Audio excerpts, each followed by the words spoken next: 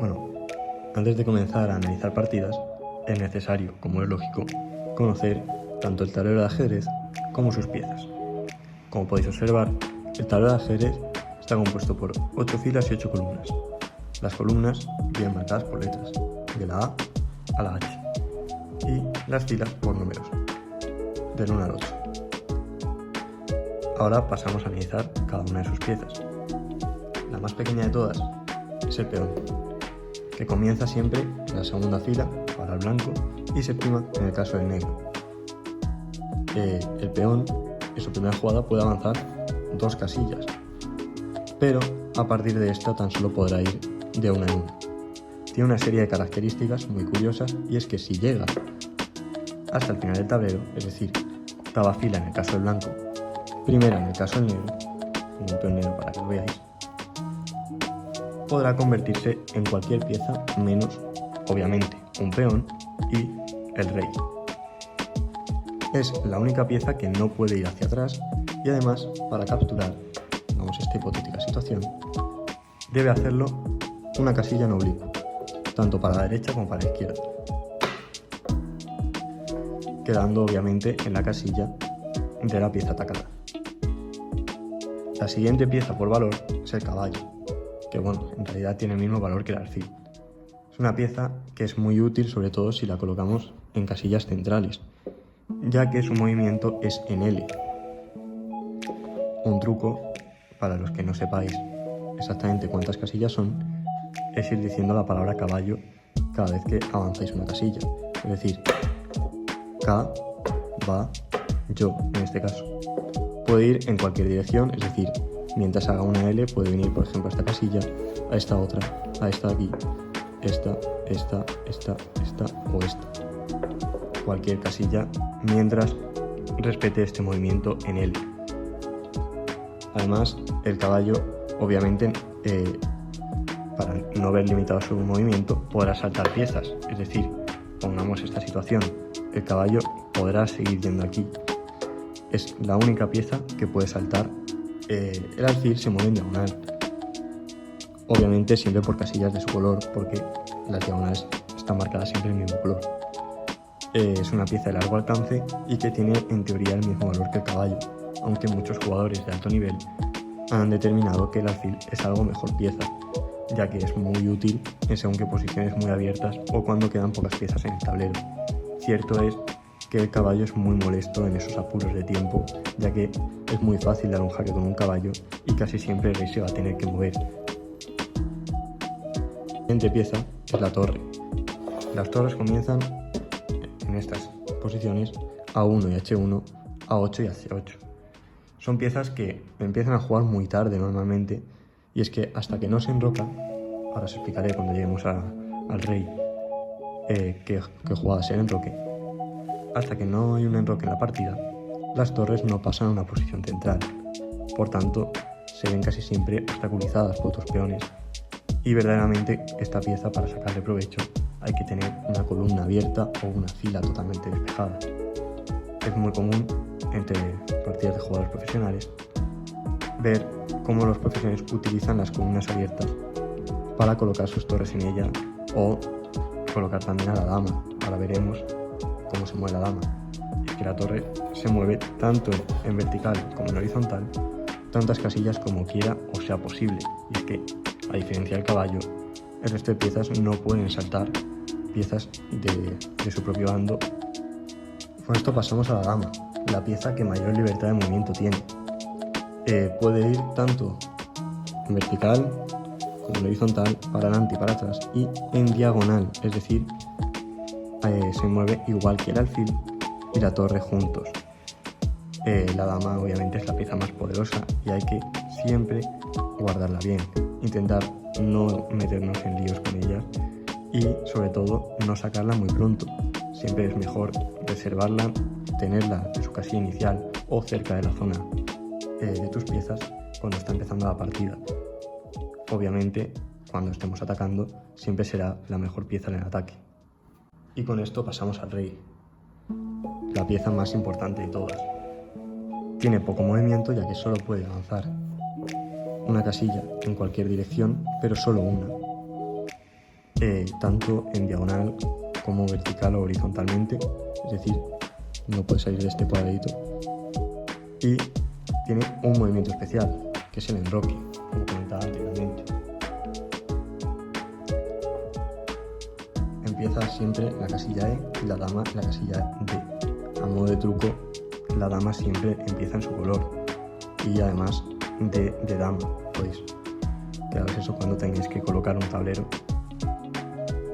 El enroque, en este caso, como sería en corto, se efectuaría de esta forma, sacando la torre a jugar y dejando el rey en una casilla mucho más segura. En el caso del enroque largo, como vamos a ver ahora, el rey acabaría en C y la torre en D. A modo de truco, pensad que siempre el rey se mueve 2 casillas hacia la torre. Además, el rey es la pieza más importante, ya que en el caso de perder el rey, perdemos la partida. El rey nunca muere, pero sí que queda en jaque mate. ¿Qué es jaque mate? Que esté siendo atacado y no se pueda escapar de ninguna forma. Voy a poner un ejemplo muy fácil de jaque mate. En este caso estaría ganando el negro, ya que el rey está atacado, está amenazado y no puede ir a ninguna casilla. Como veis, la dama está dando mate, apoyada obviamente y defendida por su rey. Otra jugada que no he explicado y que es muy importante tenerla en cuenta es la captura al paso. Pongamos esta hipotética situación en la que el peón blanco está en esta casilla de 5 y el peón negro mueve por primera vez.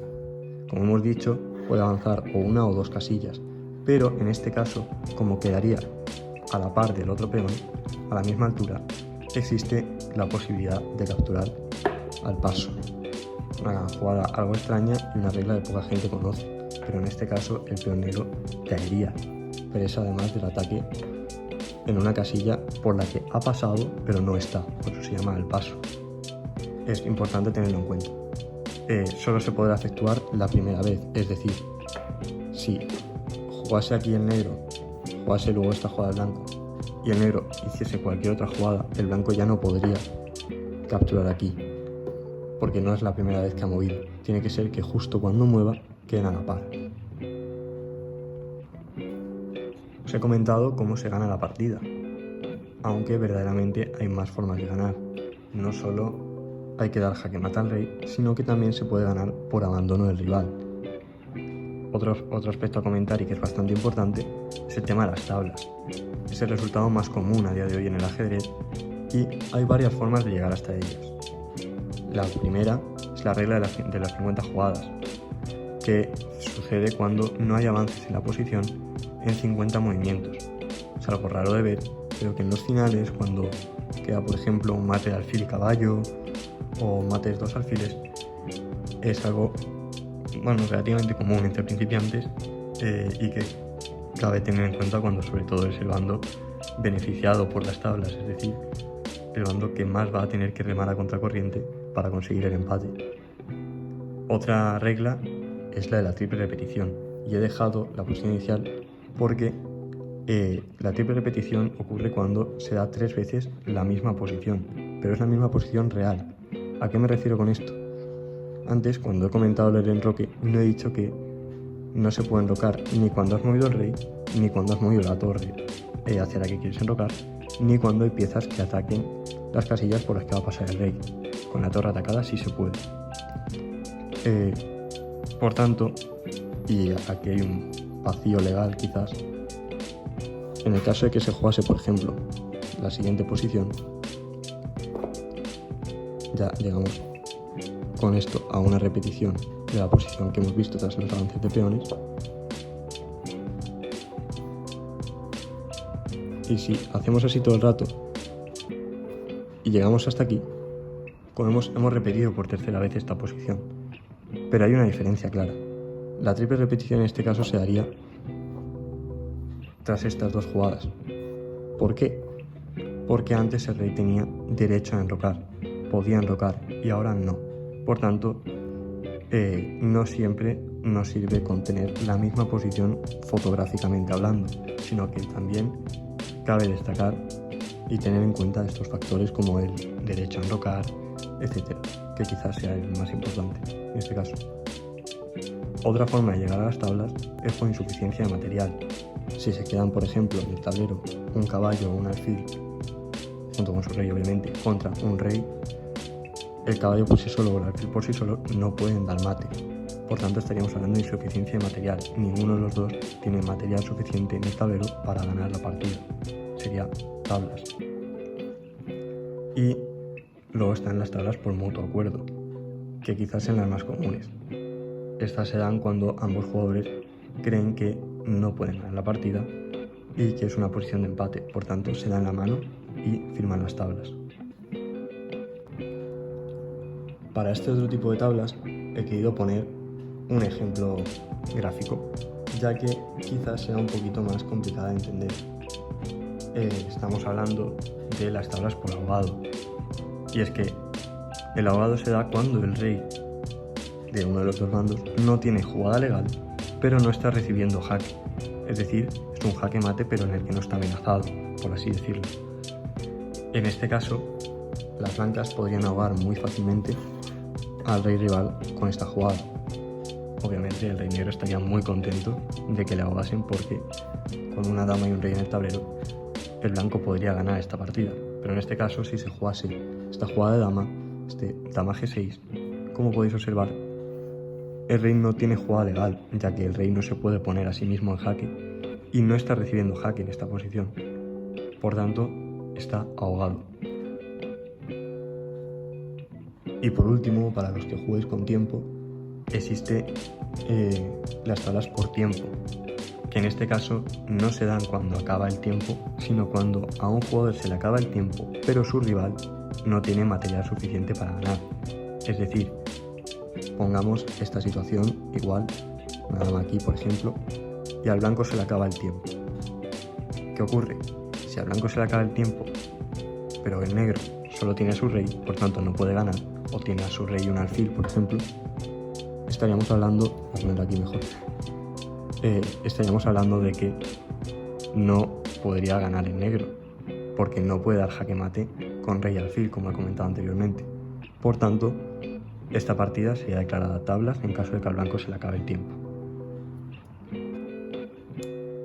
Por último, así tenéis cómo queda la posición inicial, con las torres, como os he comentado, en A1, H1, A8 y H8, los caballos en G1, B1, B8 y G8, alfiles en las columnas C y F, la dama siempre en D, el rey en E y los peones cubriendo la segunda y séptima fila. Espero que os haya gustado el vídeo. Si ha sido así, dale like, suscribiros y si tenéis algo que comentar o que objetar, podéis dejarlo abajo en la caja de comentarios. Muchas gracias y nos vemos en el próximo vídeo.